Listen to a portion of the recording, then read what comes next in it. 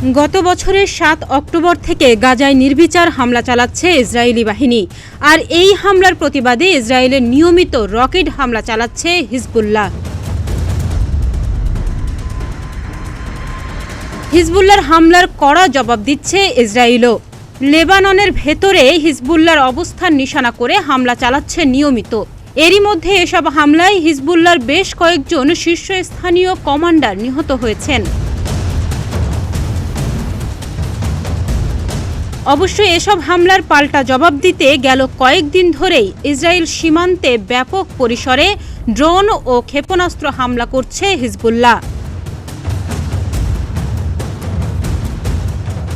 Israel হিজবুল্লাহর হামলা পাল্টা হামলায় দুই পক্ষের মধ্যে যুদ্ধ বেঁধে যায় কিনা এ নিয়ে উদ্বেগ উৎকণ্ঠায় বিশ্ব নেতারা।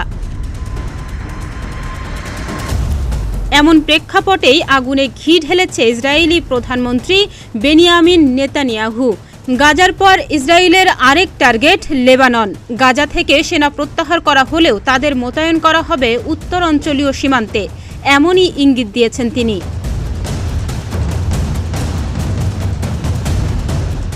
বিশ্লেষকরা বলছেন, গাজার পর কি নতুন রণক্ষেত্রে পরিণত হতে পারে লেবানন? হিজবুল্লাহর কাছে রয়েছে যুদ্ধ করার মতো সমরাস্ত্র, আর বিশ্বের অত্যাধুনিক সব সমরাস্ত্র এখন ইসরায়েলের কাছে। আর ইসরায়েলের অন্যতম মিত্র সামরিক পরমাণু শক্তি যুক্তরাষ্ট্র। যদি ইসরায়েল ও হিজবুল্লাহর মধ্যে সর্বাত্মক যুদ্ধ শুরু হয়, তাহলে উভয় পক্ষের জন্য সেটা বড় বিপর্যয় ডেকে আনবে। এদিকে ফিলিস্তিনের গাজা ও রাফায় হামলা অব্যাহত রেখেছে দখলদার বাহিনী।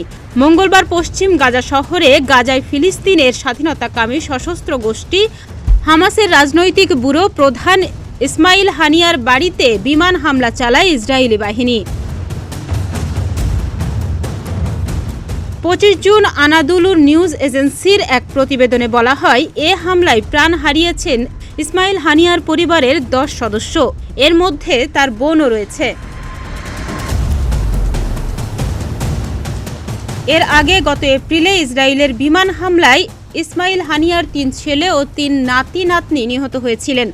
গত 10 এপ্রিল ঈদুল ফিতরের দিন গাজায় আল শাতি শরণার্থী ক্যাম্পে হানিয়ার ছেলেদের বহনকারী গাড়িতে চালানো হামলায় তারা প্রাণ হারায়। গত 10 এপ্রিল ঈদুল ফিতরের দিন গাজায় আল শাতি শরণার্থী ক্যাম্পে হানিয়ার ছেলেদের বহনকারী গাড়িতে চালানো হামলায় তারা প্রাণ হারান।